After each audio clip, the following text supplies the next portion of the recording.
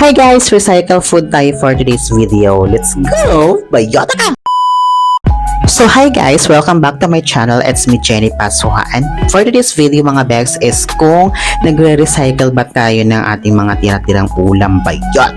So ayan guys, meron ako natitira dyang galunggong prito bayot. So nakaisip ko na lalagyan ko siya ng miswa na noodles bayot. So ayan, mas plakado yan siya gabayot. Silagyan siya ng ginayat-gayat natin galunggong bayot.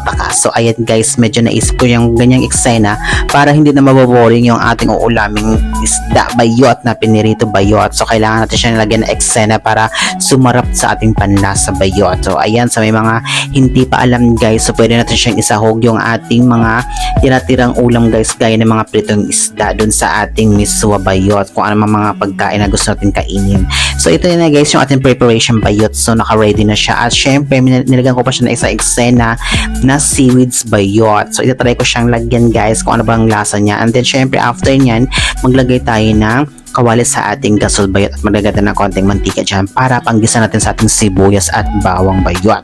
So syempre gigisahin natin yan siya guys, yung ating sibuyas, and then next natin yung ating bawang. Syempre yung preparation natin is always laging ganyan guys, gisa-gisa, and then after nyan lalagyan natin siya ng konting tubig dyan. Pero syempre unahin muna natin yung ating ginayat-gayat na galunggong bayot na pritong galunggong bayot. So ayan guys, no, so lagyan natin siya ng tubig para pampakulo dyan, and then syempre lalagyan natin yung ating miswa dyan after niyang bayot. So ayan, pakuloy muna natin siya, and then after nyan is lalagyan siya ng konting asin pampalasa bayot. So ayan, halo-haloin lang natin siya, and then syempre lalagyan na natin yung ating miswa. So ayan, pagkakalagay guys is medyo dahan-dahan lang kasi pag bigla-biglain mo siyang ilunod is magbuo-buo yan siya. Then tatakpan natin siya after ng mga ilang minutes, bubuksan natin siya guys at halo-haloin na yan siya kasi mabilis lang yan siya maluto at mabilis lang siya mag-absorb ng sabaw. So ayan yung pinaka-idea natin guys, no, ayan.